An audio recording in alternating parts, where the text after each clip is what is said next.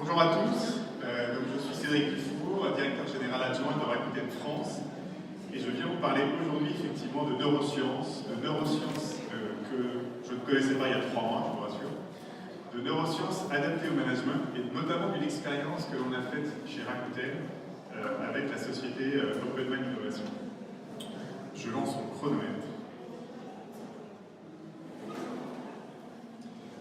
Alors, l'intitulé de la keynote, c'est « Pour engager vos collaborateurs, passez au neuromanagement ». Alors, 2-3 mots d'abord sur Rakuten, sur notre société, et 2-3 éléments de contexte qui sont importants pour comprendre notre motivation et la démarche que l'on a. Donc, Rakuten, c'est l'ancien Price Minister. Price Minister, vous connaissez, c'est une marketplace qui a été créée en France il y a 17 ans, il y a 18 ans maintenant, et qui a été rachetée il y a 8 ans par des Japonais, donc par le groupe Rakuten, qui est le leader e-commerce au Japon. Les 7 premières années de Price Minister au sein de Rakuten ont été finalement dans la lignée de ce qui s'est fait précédemment. Price Minister a gardé son nom, Price Minister a gardé ses équipes, le produit n'a peu changé et la société est restée en stand-alone comme avant. Depuis 1 an, on vit des changements importants au sein de la société Price Minister, puisqu'elle est désormais totalement intégrée à l'écosystème Rakuten. Elle a d'abord changé de nom. Il y avait un petit Rakuten avec un gros Price Minister dans le logo, et plus ça allait, plus Rakuten prenait de la place, et aujourd'hui Price Minister a disparu. Le nom de domaine a changé, donc maintenant pour les clients, on ne parle plus que de Rakuten. Les produits ont changé aussi. L'écosystème Rakuten, c'est un écosystème très vaste. Vous avez de la VOD avec Rakuten TV, de la messagerie avec Viber, des livres électroniques avec Kobo, et le but c'est d'avoir une proposition de valeur intégrée pour les clients avec l'ensemble de ces produits. Donc ça a changé notre produit, ça a changé notre site, et ça a changé également l'organisation, notre équipe. On est à peu près 200 chez Price Minister en France, donc maintenant Rakuten France.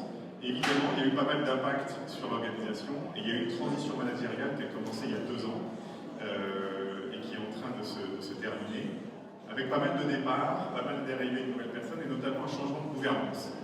Un changement de gouvernance, avant on avait une espèce de comité exécutif de 6-7 personnes qui était peu représentatif et peu efficace, et on s'est dit qu'il fallait changer les choses, et on a donc créé un CODIR de 3 personnes, et ce qu'on appelle un management committee, une quinzaine de personnes, qui sont grosso modo les N-1 des membres du CODIR, et qui sont censés, qui représentent la plupart des directions du groupe. Donc il y a le directeur marketing, le directeur financier, le directeur RH, le directeur produit, le directeur des devs. Et le but, c'est que ce management committee soit une courroie de transmission entre le CODIR et le reste des collaborateurs. Et donc, quand on a créé il y a 2 ans ce management committee, c'était une somme d'individualité, une somme de 15 personnes qui arrivaient principalement avec leur casquette, qui de directeur financier, qui de directeur juridique. Et le but, c'était petit à petit de créer un groupe, de créer des échanges, des connexions entre ces membres du management committee, et de travailler sur l'efficacité et l'efficience du groupe.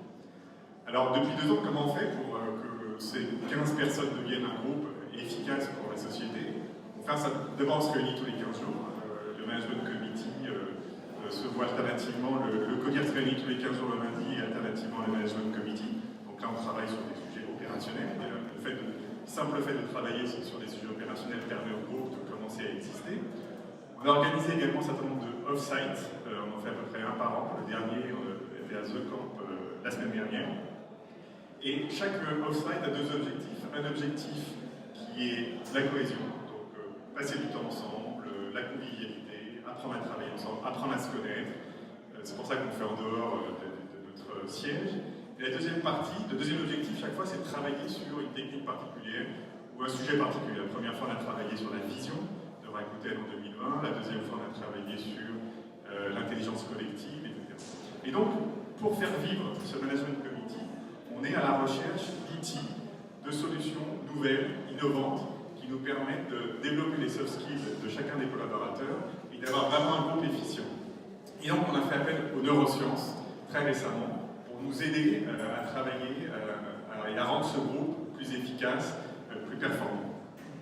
Alors on a travaillé, pas tout seul évidemment, avec une société qui s'appelle OpenMind Innovation, qui est un institut de recherche appliquée en neurosciences. Alors tout ça est venu d'une expérience personnelle que j'ai faite presque par hasard, en rencontrant les Innovation, qui propose du rêve. Globalement, la promesse d'Open Mind Innovation, c'est améliorer votre bien-être, apprenez à vous défendre dans des situations de stress et dans des situations de contrainte grâce aux neurosciences. Et donc, j'ai fait un bilan cognitif, comportemental et émotionnel, individuel, chez Open Mind Innovation il y a quelques mois maintenant. Alors, comment ça se passe et quelles sont les particularités de ce bilan-là? Ça se fait en deux parties. Il y a une première partie où vous répondez à un questionnaire de personnalité qui va analyser 9 dimensions, la confiance en soi, la résistance au stress, etc. Donc vous avez des mises en situation, vous dites ça me ressemble, ça me ressemble pas, et en parcourant le questionnaire. Donc finalement, à l'issue de ces questionnaires, vous vous êtes dit voilà comment je me perçois, c'est très subjectif, c'est voilà comment je me vois moi dans telle situation. Et le but c'est de confronter ça à la réalité, c'est-à-dire comment je suis moi en vrai, lorsque je suis face à une situation de stress, lorsque je suis en collectivité, etc. Alors comment faire pour savoir comment je suis en vrai? Soit les gens d'Open Mind nous suivent pendant une semaine avec des capteurs dans notre vraie vie, c'est compliqué. Soit, et c'est la deuxième solution, ils ont recours à de la réalité virtuelle pour vous mettre en immersion totale pendant 45 minutes et reproduire un certain nombre de scénarios de la vie. Donc l'expérience que j'ai faite, il y avait 3 petits exercices pendant 45 minutes. Un exercice de cohérence dans lequel vous faites, vous travaillez sur la cohérence et sur la cohérence entre votre respiration et vos pulsations. Un deuxième exercice qui est une espèce de jeu d'arcade dans lequel vous devez détruire des vaisseaux et vous êtes en situation de stress, de surinformation et on analyse comment vous réagissez. Et il y a un troisième exercice de sonification. Et évidemment, pendant cet exercice-là, vous voyez qu'on a des capteurs partout qui mesurent votre respiration, qui mesurent la sudation, qui mesurent les pulsations. On mesure également le comportement, c'est-à-dire où est-ce qu'on regarde, comment on utilise la manette. Et à l'issue de ces 2 tests, donc la partie questionnaire et ensuite la mise en situation, OpenMind dispose de données comportementales, neurophysiologiques et psychométriques, et c'est l'analyse de l'ensemble de ces données, donc multimodales, qui va permettre de dresser un portrait et de voir quels sont nos éléments de défense et comment on peut s'améliorer. Donc, voilà le détail des données qui sont analysées. Et ensuite, ça permet d'analyser 2 choses. D'une part, la différence entre comment je me perçois et comment je suis en vrai. Donc, voilà sur un exemple, dans ce diagramme, l'évaluation subjective, donc la partie en bleu, c'est voilà comment moi je me suis identifié, comment moi je me suis perçu, concentration, sentiment d'efficacité, et la réalité c'est la partie grise qui est au milieu. Et donc on analyse ensuite avec un psychologue, lors d'une restitution, ces résultats. Alors évidemment, il n'y a pas de bon ou mauvais résultat. S'il y a un écart entre la perception et la réalité, c'est pas mauvais, ça peut être bien. À l'inverse, ça peut être rassurant certaines fois qu'il n'y ait pas de différence. Et donc on a un travail avec ce psychologue pendant 1 heure sur la restitution. Ça permet de mieux se connaître, de mettre des mots sur des choses qu'on savait déjà, et éventuellement après d'aller plus loin si on souhaite s'améliorer sur un certain nombre de sujets qu'on a identifiés.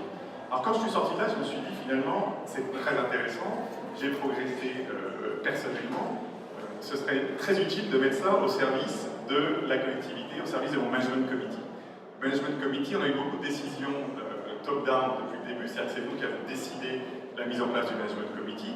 Ce serait bien maintenant de revenir à l'individu et d'avoir une réflexion un peu plus bottom-up en disant très bien, on va vous aider à mieux vous connaître, à mieux gérer le stress, à améliorer votre bien-être, et le fait que vous soyez mieux dans votre peau et que vous gériez mieux ces états-là va servir évidemment la collectivité et va servir le groupe. Donc on a proposé à chaque membre du management committee d'aller faire ce bilan, donc le questionnaire, la mise en situation et la restitution par un psychologue, et évidemment tout ça de façon confidentielle, les données étant conservées par OpenMind. Et ensuite, on a fait chacun sa restitution individuelle, et on s'est dit, allons plus loin. Est-ce qu'on pourrait analyser également les résultats de l'entité Management Committee? Si c'était une personne et qu'on analysait la moyenne des résultats, ce serait intéressant d'analyser 2 choses. D'une part, la dispersion qu'il peut y avoir au sein de notre Management Committee sur chacun des axes analysés. Est-ce qu'il y a un écart important suivant les personnes?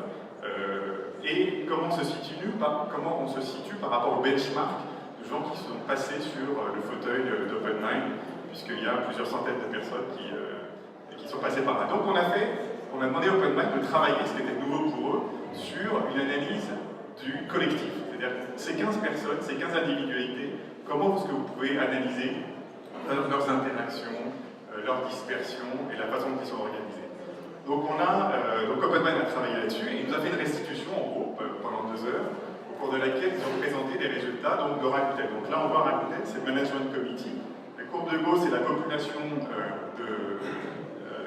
d'OpenMind qui est passée sur le fauteuil OpenMind et on voit sur chacun des axes comment on se situe, soit dans la moyenne du reste des personnes, soit au contraire décalé. Alors évidemment, une fois de plus, c'est pas parce qu'on est à droite ou à gauche que c'est bien ou pas bien, c'est juste différent, il faut le savoir et on en tire les enseignements. Et ensuite, sur chacune des axes, donc, il y a des mesures psychométriques, comme celles qui sont analysées par le questionnaire, ensuite physiologiques, mesurées par les capteurs et comportementales, et on analyse chaque point et une personne du Management Committee. Donc on peut, tout en conservant la confidentialité, voir sur chacun des aspects, confiance en soi, réaction au stress, et l'ensemble des... je ne sais pas combien il y en a, mais il y en a beaucoup. Et on voit la dispersion entre personnes du Management Committee. Les sujets où au contraire on est plus regroupés, ce qui dans ces cas-là illustre peut-être notre culture, l'entreprise, là où on est tous regroupés. On ne l'a pas utilisé à des fins de management et de promotion de personnes au sein du Management Committee, mais on pourrait très bien le faire en se disant tiens, sur cette particularité, on voit qu'on est un peu chargé en dessous et qu'on manque d'équilibre là, ce serait peut-être pas mal d'avoir une approche un peu plus proactive lorsqu'on promeut des gens de Management Committee ou lorsqu'on recrute. On ne l'a pas du tout utilisé, mais pour l'instant, on a utilisé cet outil-là pour voir comment on se situe et en même temps comment on se situe par rapport à la moyenne. Puisqu'on a également une comparaison par rapport à la moyenne des personnes qui sont passées sur le fauteuil. La même chose sur l'activité électrodermale, donc la sudation. On a analysé le comportement des 16 personnes par rapport à la moyenne. Et ce qui est important pour le groupe, à l'issue de cette présentation-là, c'est de mieux se connaître, de voir comment il est, de voir comment il est par rapport aux autres, et de voir au sein du groupe la dispersion, la complémentarité. Alors évidemment, c'est pas négatif d'être très dispersé, au contraire, c'est important parce qu'on a une représentation de pas mal de caractères et de pas mal de profils. Et après, pour l'instant, où est-ce qu'on en est dans notre travail avec OpenMind? On en est dans la première phase, chacun a fait des bilans individuels. Beaucoup ont été très satisfaits de ces bilans-là, ça leur a appris des choses. Certains ont décidé de continuer avec OpenMind à investiguer, plus dans le cadre de la société, mais personnellement à continuer à être suivis pour approfondir tel ou tel sujet et tel ou tel moyen de défense, par exemple, face au stress. Et ça, c'était la première partie. Deuxièmement, les gens ont pris conscience de leur groupe, de comment on est dans le groupe et comment le groupe se situe par rapport au benchmark. Et surtout, les différentes personnes du Management Committee ont pris conscience de la nécessité de ces interactions au sein du Management Committee pour devenir meilleurs, de ces connexions entre membres du Management Committee pour devenir meilleurs, des soft skills qui sont fondamentales au développement du Management Committee. Un certain nombre de personnes sont un peu juniors dans le Management Committee. Vous avez des gens qui ont 25 ans, des très seniors de 45 ans, et finalement, pour beaucoup, lorsqu'on a créé le Management Committee, ils avaient leur casquette de directeur financier ou directeur marketing, ils avaient du mal à revêtir la casquette de membre du Management Committee destiné à réfléchir pour la société, pas simplement pour soi et pour le collectif. Et plus ça va, plus on travaille, et notamment cette expérience avec OpenMind a fait prendre conscience à l'ensemble du groupe de la nécessité de développer justement ces soft skills, d'avoir des interactions, des interconnexions, et plus on interagit, plus on discute entre nous, plus on se connaît, meilleur est le groupe, et on gagne en efficience et en efficacité. On a travaillé préalablement sur l'organisation des sujets très high level.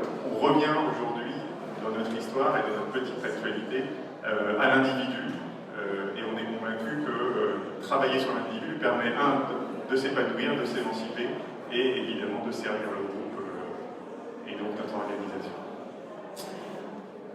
Mon chronomètre s'est arrêté, donc je ne sais pas où j'en suis, mais est-ce que vous avez des questions sur...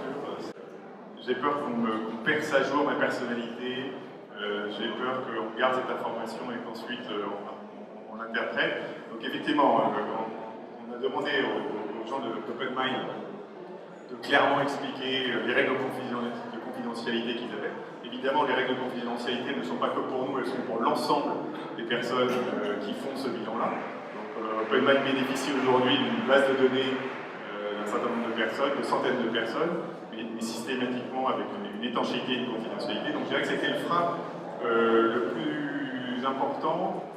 Et puis l'autre frein, c'est qu'il y avait des interrogations au début sur l'utilité de la chose, en disant bon, c'est marrant, mais pourquoi on va faire ça? Et d'ailleurs, ce qui est très intéressant, c'est que le côté réalité virtuelle, tech, scientifique, joue beaucoup dans la curiosité. Il y en a plein qui ont fait ça par curiosité, en se disant bon, à mon avis, ça va être un peu bullshit, entre guillemets, mais c'est intéressant, nous on bosse dans une boîte tech, quand on bosse dans une boîte tech, avoir une expérience de réalité virtuelle, c'est toujours sympa.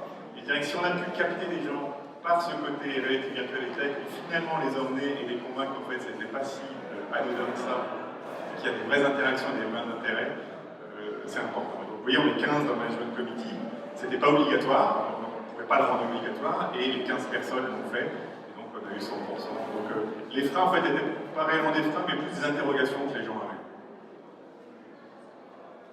Merci. Est-ce qu'il y a une autre question? Oui.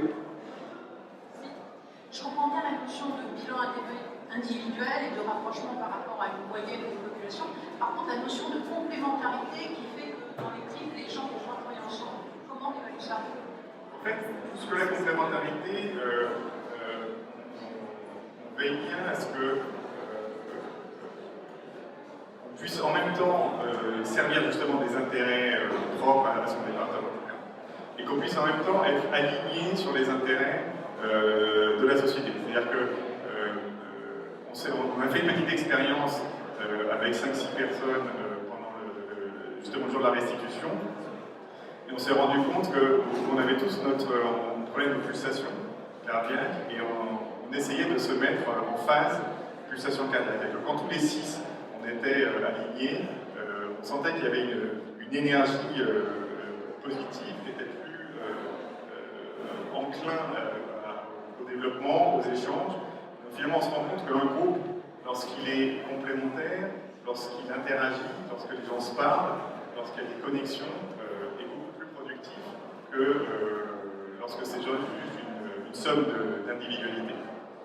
Et c'est notamment, alors là on est en plein cœur, on est un peu au milieu du game, ce que je vous disais tout à l'heure, c'est-à-dire qu'on a eu les phases de restitution et individuelle et collective, et maintenant ce qu'on va faire avec OpenMind, c'est justement de travailler sur des outils qui nous permettent de mettre ça en application et d'améliorer la qualité des données.